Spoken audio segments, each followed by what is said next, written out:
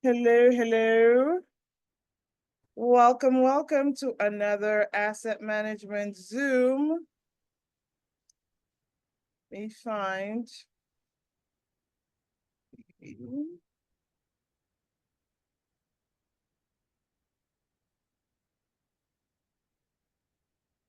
All right, I can spotlight you until you put on your camera, Bibi. Well, hi everyone. Welcome and happy new year. It's another asset management Zoom series. Glad to see old and new faces. Um, let's see, who do we have? We got Reggie from Atlanta, E from Texas, Pavi from the greatest state of Massachusetts. Tosin, I'm not sure where you're from. Oh, Daryl, you're also from Georgia. But yeah, no, welcome everyone. It's glad to have you guys here. Even though you're all not new to MFC. Oh wait, hold on one second. Mark, are you new? Is this your first time being here? Yes, first time here. Hi. What did you say? Yes, first time here. Your Hi. first time here. Welcome. Where are you calling or tuning in from? I'm tuning in from Florida. Okay, why are all the warm people, warm states? You know what? Fine. I'm up in I'm up in Massachusetts. We'd be fortunate to not have too many snowstorms, but what can I say? All right. So typically I don't share a ton of these slides, but I'll do that for the benefit of this being a new year, 2025. So this is the Multifamily Freedom Chasers, the Asset Management Zoom series. And this is hosted by Bibi and myself. And today we will be going over smart goal settings for multifamily success. And if you know anything about my computer, you know that every once in a while it seizes. So hold on one second, because I think it just did that again. Uno momento.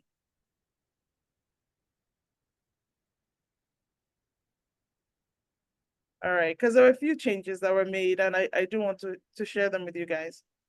All right. All right, antiepileptics have been ordered and administered. We're good to go. Okay, so asset management Zoom series. So multifamily freedom chasers for anyone who either is attending this for the first time or for those who may be watching later on. This platform is one that essentially shows 9-to-5ers and non-9-to-5ers that it is possible to attain financial freedom through multifamily investments, being active or passive. And so we provide a lot of decent programming and resources and opportunities for people to skyrocket and accelerate their growth. This Zoom is currently live and it is archived on our YouTube channel as well as Spotify. We do have a WhatsApp account where you can connect to other people in the community as well as the leaders. And we also have a Facebook group, and all the presenters always have an Instagram handle. So it's another way to stay connected. If you're not in the WhatsApp group, that's the QR code. Please scan it, join. If you want to share a win, if you want to ask a question, etc., that would be a great way and place to do that. Now, here are one of the couple of changes that have been made for this year. So this year, most of our Zooms are going to a once monthly cadence, as opposed to twice monthly, which is what we used to do prior. So now the activation Zooms would be on the first Monday of the month on all our Zooms at 8 p.m. Eastern. So the activation Zoom will be on the first Monday of the month. And typically we bring in amazing quality guests to showcase multifamily success. You know how they say success leaves clues. This would be where you would want to be and where you'd want to connect with people. I actually connected with two of my coaches through here. And then on the second Monday of the month, 8 p.m. Eastern, you'll be here with us, Bibi and I, talking asset management. The third Wednesday, so every week, if you've noticed, so there's something on the first, second, third, and fourth week each month. But on the third week, our third and fourth week, the Zooms are on Wednesdays. So the third week, it's the Miles family. They are a debt broker family, and they will bring to you, updates on the debt market, etc. And then on the fourth Wednesday, we have Ed and Kevin talking about deal sourcing, underwriting. They are brokers and they know how to have those very crucial conversations with brokers if you want to up your game, if you're on the acquisition side of things. Now, if you were on the last Zoom, the last week, the activation Zoom, you may have heard Trevor share this new resource with the MFC community. And if not, well, here it is. It's called the Multifamily Freedom Chasers Access Pass. And this is an opportunity to provide and give exclusive access to the MFC leadership community. So essentially, I mean, I know you guys can read this, the words on the slide. If you're looking to have a deeper dive, more of a hand-holding session, go deep and have people walk you through whatever phase or aspect of the multifamily journey you're on. If it's asset management and you want to, sharpen your skills, you want more of a one-on-one type experience, or you want to have deeper questions on what was being taught, this would be the way to go. And the same would apply to all the different Zooms that we have. So it is coming at a cost of $49 a month. This is paid monthly. You can cancel at any time. And I'll throw the link in the chat for those who would like to, participate in this. What this does is it gives you access to the MFC leadership team. Like I said, these are who we are. And combined, we have on the slides our track record, so to speak, our footprint in the multifamily space. So when you look at the entire year and all the Zooms that we are going to have, there'll be about 30 or more access pass sessions in a year, which I think is great. So I will throw this link in the chat for those who would want to join. And how this would work is once you join, you get an additional link to an additional Zoom at the end of each Zoom series. There's this second Zoom that would, kick off. People who are part of the Access Pass would have access to that. And then that's where you'll be able to have more private or semi-private sessions with the leaders. So that's kind of how that works. So it wouldn't be happening on this general Zoom. All right. So what we're talking about today would be SMART, or Javi can attest to this. If you're in Boston, SMART goal settings in our multifamily journey. All right. Enough blah blah for me. You ready, Bibi? You're muted still. Yes, I am. Okay. Hello, everybody. Happy New Year to, I think, everyone. I've not spoken to so many of you since. I think we saw in the activation Zoom, but this is our first asset management meeting. And today's going to be kind of different. Normally I always do the entire talking, but today we're going to use somebody's scenario to walk our way throughout this should I say session? Yeah. So I'll randomly pick somebody, and the idea and the purpose of this meeting is for us to set our multifamily goals, creating a roadmap, applying reward scenarios, and measuring success. So that is the major reason why we are doing this. Now, some of us came into multifamily because we feel that it's all bed of roses. I can become financially free. We are seeing all the shiny objects. Everything looks so pretty. Oh, these people are doing well. They have 2,000 units, 50,000 units, and so on and so forth. And it just kind of starts packing up some things in our lives, and we just want to jump into it without even evaluating and saying, how does this relate to me? Because really, multifamily is personal as far as I'm concerned, because we all know, or some of us know, that it's an avenue for us to get to financial freedom.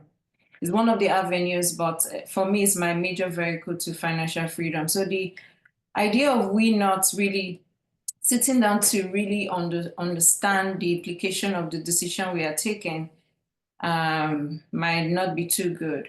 We did something last year, Ify and I, on our team in 2024. In short, we started it in 2023, where we somehow bring people to our team to observe us and all that. And the reason for us, initially, we're just doing it to support people to just come into multifamily and all that. But after a while, I always go back to ask them questions like, what do you think? Do you still feel that multifamily was what you thought it was? And I get the same response, oh no, it's difficult. I didn't know it was going to be this way. And most of the reason is because some of us don't know our plan. We don't know the end goal. We are just diving in and just taking it one step at a time. So today we're going to work our way backwards. We're going to determine our goal and work our way backwards and to know if this is really a good fit for you, if it's something you should be doing, or just concentrate on your W-2. And so, Reggie, I'm going to use you as my guinea pig today.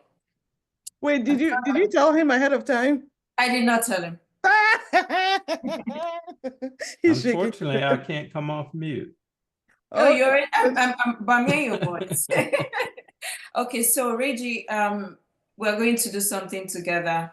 And just be sincere. The reasons for people to go home and go back home and start reflecting if they started out the right way. So Reggie, before you started this journey, I think I remember speaking with you on one of our calls. And for you, what's your goal, your 1 year goal? What do you think you want to achieve? This is still the beginning of January. What do you think you want to achieve by the end of this year? Just say it as it is. Don't sugarcoat it. Just be plain. We're all here to learn. Yeah, so I'm already LP in several positions, and a very simple goal, obviously, is to acquire an asset this year, a multifamily asset this year. Okay, so yes, your goal is as simple as just acquiring multifamily assets. And is there any reason for that? Why are you doing it? And why did you even decide to invest as a limited partner in the first case? Yeah, so I grew up in the old time frame where you go to college, get a degree, work 40 years, retire, sit at home, and stay there until you die. And so I know that process is not going to be conducive for what I want my children to do going forward. And so I want to leave a legacy for them to know that entrepreneurship is a possibility for them and that they can branch out at a much earlier age than I did and produce the type of wealth that allows you to do things, charitable things in the community, as well as providing for your family. So Okay, for me, good. one of those things is to support mission work across the globe.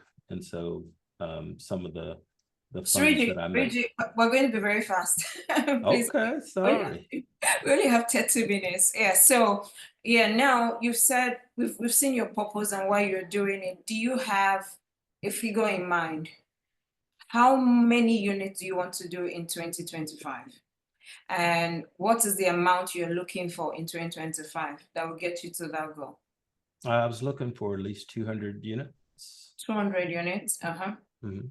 And is there any plan in place for you to get your 200 units? Yes, so I've been working with several different partners looking for deals already. We've been fairly close on several, had a couple of LOIs that we didn't get to best and final. So yeah, we have that process in place already.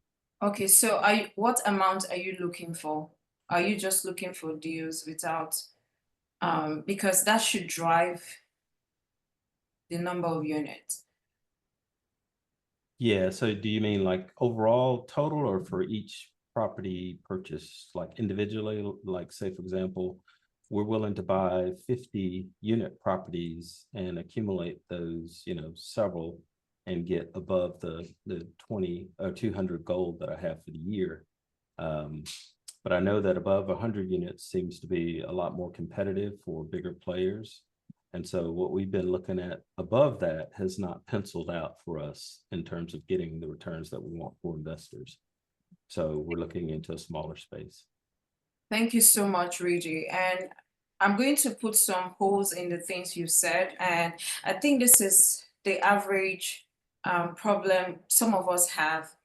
It's because we cannot, our goals are not SMART. Some of us are familiar with the SMART goals and all that. And it's it's still the same application for SMART goals that you have for your job that you still have in multifamily.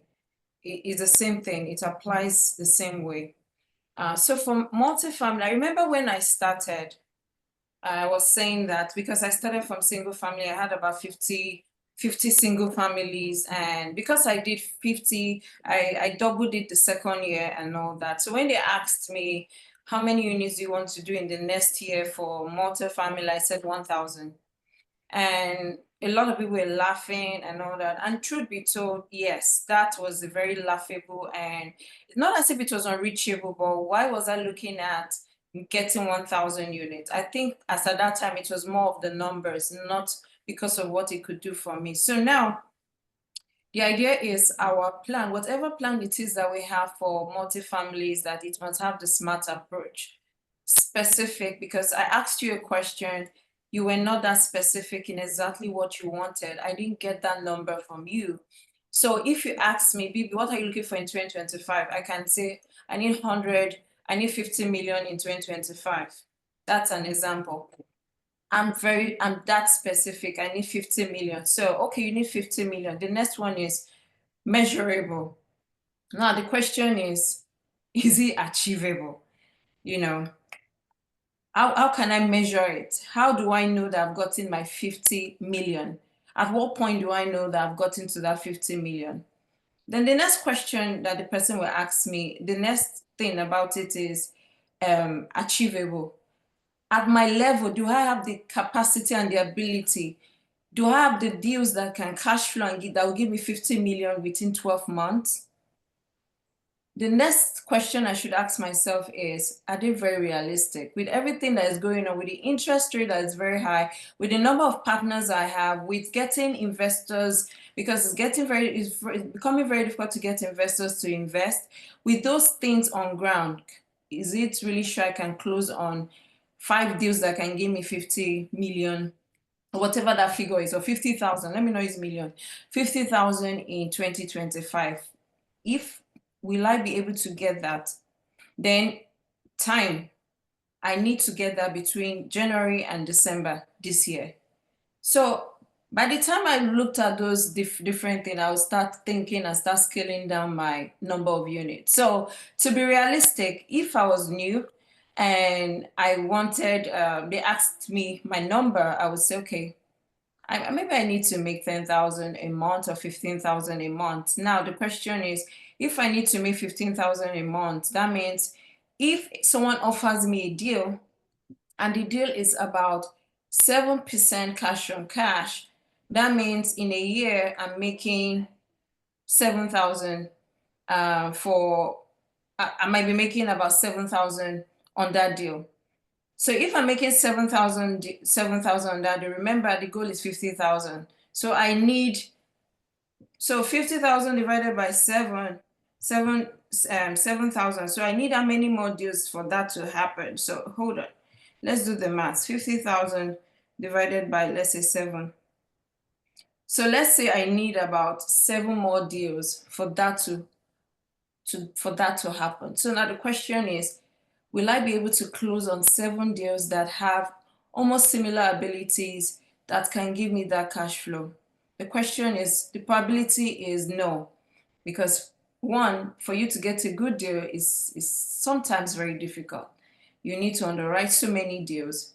So for you to say 50,000 in 1 year and you're just starting out, it's a different case for someone that's been in it for long, because the person has already built a business around it. Those things can be achieved.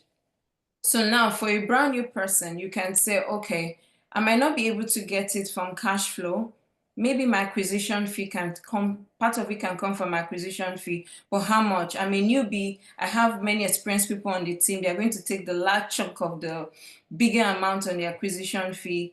How much will I get from it plus that? By the time you look at the entire scenario, you might need about 3 or 7 deals for you to get to your goal. So like I said, your goal needs to be very smart.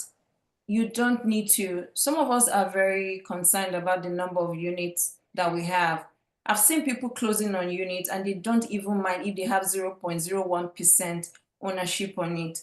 And truth be told, I don't do those kind of deals that gives me that 0.01%, because for me, it's not about just jumping on deals. It's about the quality, not just the quantity. So some of us are concerned about the quantity and not the quality.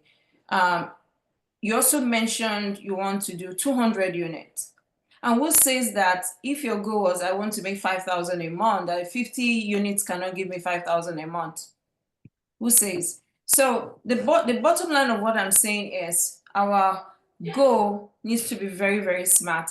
We don't need to start looking at others, because there are things that happen. We look at people that we look at up to as mentors and all that. And because they have like $5,000, we all want to have God knows how many doors. Anyhow, I will keep jumping into many deals, and those deals, some of them don't even give us the kind of result that they want. And don't forget that the reason why you're even investing is for you to be financially free. And if those deals will not move you one step ahead to that financial freedom, there is no reason why you should be on those deals in the first instance. So I'm going to give an example. Let's say my goal is to have 100 units in 12 months with an average cash on cash of 8%. So an average cash on cash of 8% typically is about 8,000. So that means I just want a deal that'll give me 8,000 for that year. That is the goal. Let me say my year one goal. If I'm to do that, I will go through the entire phases that I just discussed with us. That goal must be smart. Do I have, the goal is specific because I've been able to determine 100 units. I'm sure of my 100 units. I'm sure of the kind of return I want, 8%. And now I'm saying, is it measurable? Yes, it's measurable because I said it's 8%. So any deal I see anybody brings to me that does not have 8% on it, tagged on it, is a no-no. So the next one is, is it achievable? Yes, it's achievable. 100,000 units is not far-fetched. It's also might be very difficult for a newbie, but if you have the right partners around you, is 100 units achievable? Yes, it's achievable within 12 months. Now, the next question is it realistic? It is very realistic for you to close 100 units in 1 year, because it's not a bogus or unrealistic kind of deal. And time, is it achievable in 12 months? Yes, it's achievable in 12 months. So once you're able to determine that we've been able to work our way from the beginning to the end, we know our end goal, we are looking for a particular amount, percentage on a deal. If we don't have it, it does not fit our criteria. So that is what I always tell people, because I see cases whereby I see people that you ask them, you bring deals, people see different deals and they really don't have a particular reason why they're saying no to a deal, even when everything is good. But sometimes it's just because of maybe the outlook or something else. They just come with some reasons, but it's not based upon a goal. If it's meeting their goal. My point here is, if it does not meet your goal, then don't do it. Now, in multifamily, there are 3 pillars of multifamily planning. So after being sure of what you want in multifamily, the next thing for you is to go through the 3 pillars of multifamily. And what are they? 1, I've said I wanted 100 units, 8% cash on cash. The next thing I need to do is for me to do my market research. Now, not all markets can give you that kind of returns. And let me explain what that means. I'm looking for 8% cash on cash. That is a good kind of amount for you to say you want, and not all market is has the ability to give 8% cash on cash. For example, in my own experience, California might not give you that because California market, some part of California market is based on appreciation, not on the cash flow of 8%. Some deals don't cash flow there, but some people just buy those properties because they know it's going to appreciate over a period of time and they will sell off. So if my goal is 8% cash on cash, somebody's bringing a deal from California, no, I'm not going to do it. But if somebody's bringing a deal from Texas, I'll look at it because there's growth. There's things you can actually get a property here that can cash flow. If somebody is bringing a deal from Ohio, I will take it. If somebody's bringing a deal from Arizona, because the market research tells us that those markets are they have the ability to give us the kind of returns that we are looking for. So that is one of the things we need to do. We need to look for markets that have population growth, job opportunities, and rental demand. Those are things we need to start looking for in a market. And like I said, from the beginning of what you want to be determine that the kind of market you want to be. So some of us that are used to buying a property just behind our house, just at the back of your house, if your goal is, if your market is good and your goal, because I'm in Dallas and Dallas is just the back of my house, but if Dallas was not meeting my goal, I would not be investing in Dallas. For the fact that I stay in that does not mean I should invest in Dallas, but because it's at the back of my house, one, and two, is meeting my goal. That's why I'm investing here. So you need to look for a market that suits your long-term plan. Now, the second one is your team. And this is one important factor. The reason why you need to look for your market first before you build your team is because your team, the team is the most important part of the entire thing. And it's where your market is really, you want to really build your team. Does not mean that some team members are not nationwide and all that, but you want a local property manager. You want a lender that understands that market as well. Because I've seen cases whereby a lender will give you a quote and they will go back and retrade it. They'll come back almost at the time when you're closing and they'll give you another quote, maybe because they did not, maybe the taxes, they didn't do their tax finding very well and all that. So sometimes getting these things local is beneficial to you, your insurance broker and all that. So after choosing your market, the next important thing for you to do in setting your goal is your team members. And those are the brokers, the lenders, the property manager, all the third-party people I've referred to are very, very important. And without them, your goal, you reaching your 100 units in 1 year might seem impossible because they're the ones that will help you expedite the entire process.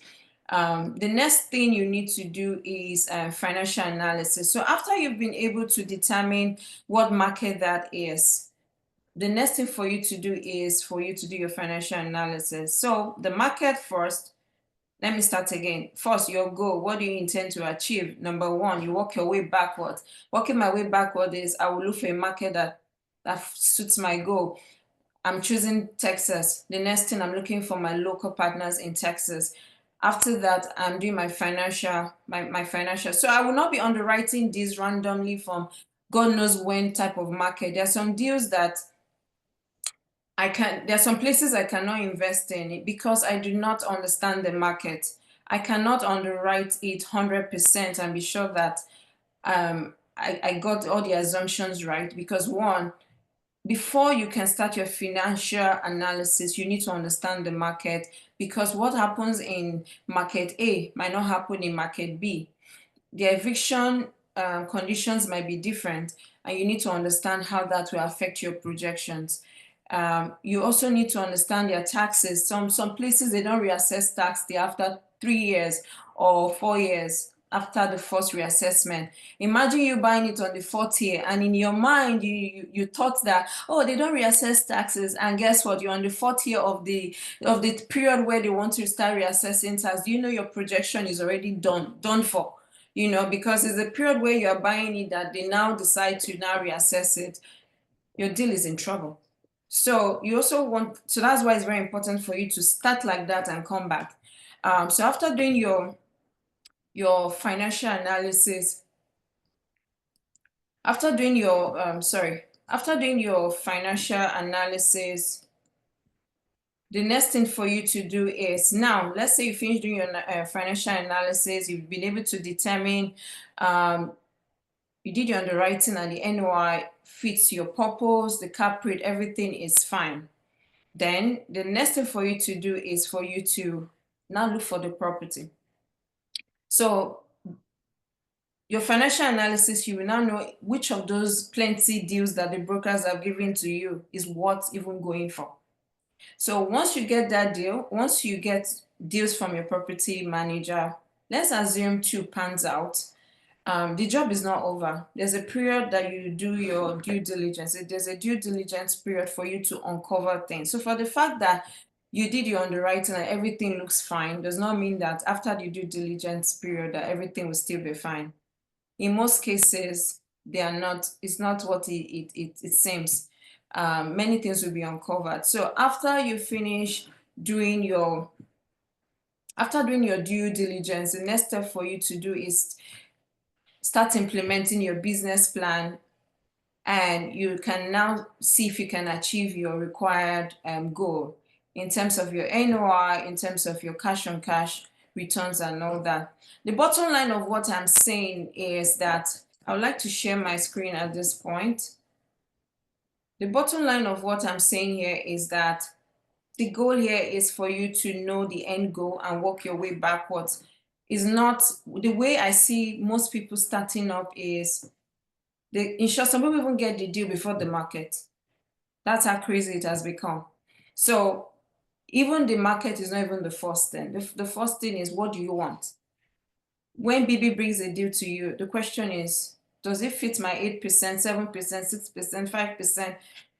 My financial goal requirement, does it fit it? Yeah, so that's the first question you should ask. Then you can now start working your way backwards. The next thing is for you to, after you've gotten the deal and done, you're executing your plan, you also need to measure it, because it's so funny that you can get a deal and at the beginning it suits purpose, but at the tail end or in the middle, things begin to just fall apart. So that's where you have your KPIs that you have to measure it and be sure that you're on track with your net operating income, you're on track with your cash on cash, you're on track with your DSCR, you're on track with your occupancy, you're on track with everything. So it's a very long requirement for you to say, okay, I want to get them $10,000 or $50,000 in a year. It does not just come like that. You have to work it out through these processes I just said. So let me share my screen at this point so that I can show you guys something.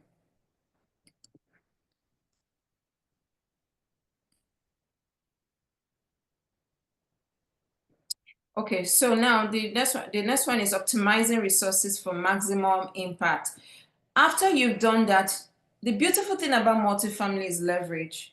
It's a business that you shouldn't do alone, even if you have the option to do it. I was in a conversation with someone and the person had some money and the person was thinking of using that awesome money to just buy one deal. And I said, multifamily gives you the ability to scale. You don't have to use your some money to do just one deal. With that some money, you can use it to achieve 10 deals. So now my question to the person was, how much do you want every month and how much do you want every year?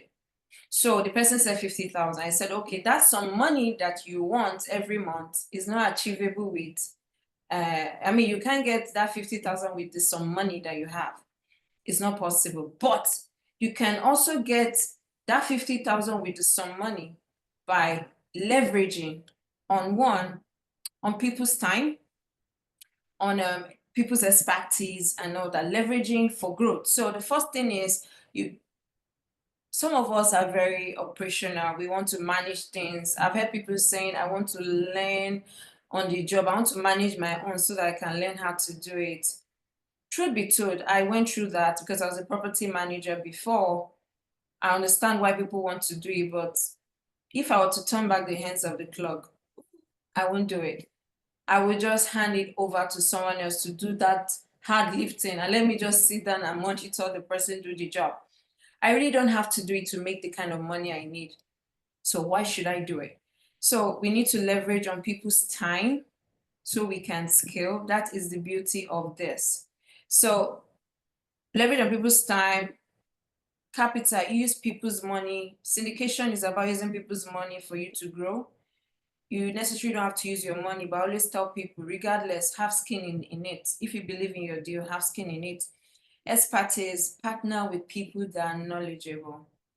It's there was a period I saw every Tom, Dick, and Harry just going to go and get property with or without experience. And guess what? I'm looking around and I'm looking for those people. Many of them are falling off the way. I don't hear from them. I don't see them. In short, some of them are shut down. They've moved on. Some of them have gone back to their W-2. And that is because, one, the goal, there was no map in place. There was no plan in place. It was just for them to keep jumping on people on deals, even without expertise. So the point here is leverage on people that have done it before. Don't reinvent the wheel. Just if it's a 12 months is not too long, but imagine what you can do with someone with the experience. You can go very far than for you to say you want to do it alone. So if your 12 months plan is I want to close on 100 units, guess what? You going alone, you might not be able to achieve it. Let me tell you why. Even from the lending perspective, one, you don't have the track record. No lender will give you something without a track record. No lender will give you something without the net worth of the loan amount they want to give to you. So from a lender's perspective, it's already a no-no. You can't achieve it. So you need to leverage on that and all that. So let me see if there's any other slide. I think, sorry guys. I'm always having issues with my computer.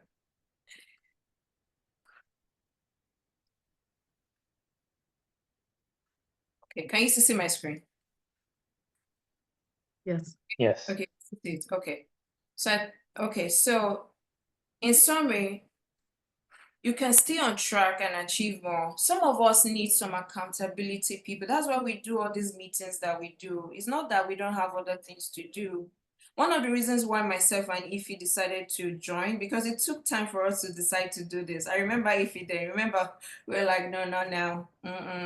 We're not wanting to do it. But at some point we just said, let's tell people what this thing is really about. That's why we chose to do asset management. It was very, very, it was even Ify that brought up that idea. I think we need to put a spotlight on asset management and all that. And that is the truth. So this group, this MFC is really for meetings like this. They say iron sharpens iron.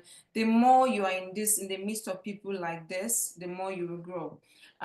So in order for you to achieve your goal, accountability plays especially for those of us that need someone that will need to keep following up on us. Someone like me, I'm self-motivated. I might not need anyone to motivate me to keep going, but majority of us, we need someone to say, keep going, keep moving, and all that. So groups like this can help us. Accountability partners. This was where, if it was this on this group we met, no, but on another Zoom call we met on. I think we were on this one, and then we were also on Massive, right? Yeah. Okay.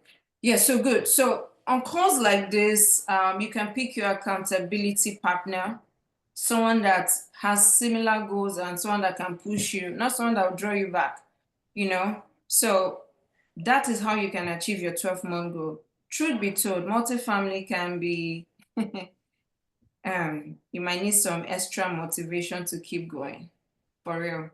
And that's the truth. It's not a walk in the park. I'm sure you guys have heard that. That's the truth. It's not a walk in the park.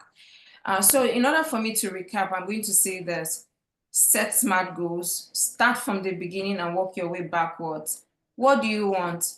If it's your W2, if your W2 is giving you 150,000, let's say 120, that means you are making approximately 10,000 a month.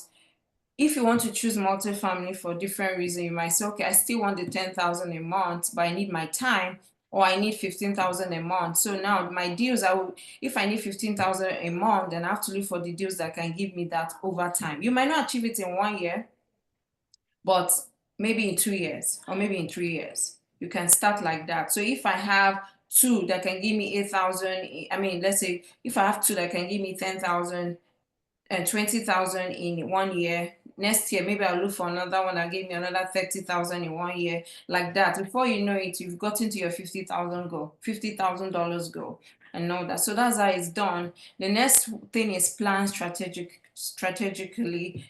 The planning means once you know your amount, get the market that can get you that amount, then get your partners in that market, and what's the third one?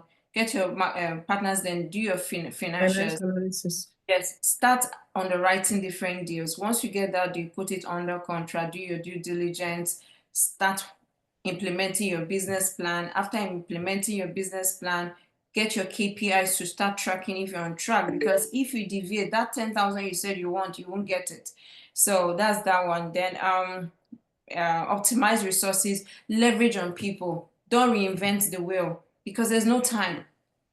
Take people's ability and use it to your own benefit. Build accountability. Come to meetings like this to get motivated. Make friends, the right friends, not the ones that will drag you back. Make friends that will keep you going and going. So now, the call to action is the call to action is success begins with an action. You need to start today. So what we need to do is to go back home and look for the amount we want to make in this year. Ensure that it's smart, it's specific, is measurable. Don't go and say something that you know you cannot achieve. So ensure that your goal meets those things I've just mentioned, but you can start today. It's not too late. Even if you've done it the wrong way, go back, sit down, reflect, and see how you can come back on track with it. I'm going to really jump at this. I am hosting an event. I'm having a 2-day boot camp, and this is for people that are in single family. You have a single family experience, but you seriously do not know how to pivot, or you are somehow you've been coming for our meetings and you still do not understand how you can do it, or how can you get your partners and all that. This event is going to be filled with so many partners, local partners, lenders, property managers, and all that. It's for you to network and all that. So, but this is different. It's a paid event. It's actually paid, and the reason why it's paid is because we're spending a lot of money, and regardless, we can't even cover it, even with even if it's paid. These are the guests that will be coming in. This is also different because you'll not be hearing from just me. You'll be hearing from other people, different perspectives. We have in agenda, we have some of my team members here. We have people from Rockcliffe, we have people from G and something, just different people from, we have experience. This lady has 30 years experience in property management. So this is how you can start up your year, by getting connected with the right people, getting as much knowledge as you can, and not just getting it, starting it. And besides, I'll be giving 2 people an opportunity to partner with me on my next deal. And that is something you cannot, maybe we don't offer that. It's actually going to be free if you win that slot. So that is it. If I'm done for now. Amazing. Alrighty. Questions. If are we doing questions? You forgot? No, we're doing questions in the Zoom thing. Yes. I'm in 2024. Sorry, no questions here. We're doing deep dives in the Access Pass. All right. I'm going to I said I was going to share the link, and I don't think I did. I think I just rolled into having you speak. So in the event there was someone or someones that didn't come in the beginning, or if you didn't come during the last activation Zoom. I hope I did that okay. All right, here we go. During the last activation Zoom, Trevor at that time shared, and today I shared, and at every MFC Zoom, we're going to be sharing about the multifamily. Let me put it back on this on the screen. Yeah. screen. Multifamily Freedom Chasers Access Pass. And you'll see why, why I said questions and Bibi's like, seriously.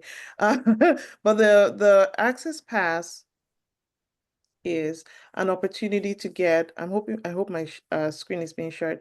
The Access Pass is an opportunity to get access to the leadership team. We're going to be able to help you take time to listen to any questions you may have on. Specifically, it will help if you are asking questions related to the subject matter. So this would be an asset management Zoom. However, I raise capital and Bibi does underwriting. But if you have, once you're in this Access Pass program, obviously you'll have the ability to go to any of the Zooms that we normally have, which I will show you those here, these.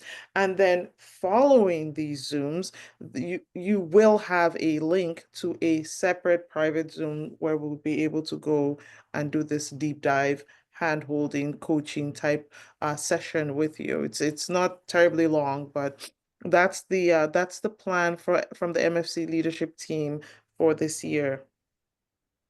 Alrighty.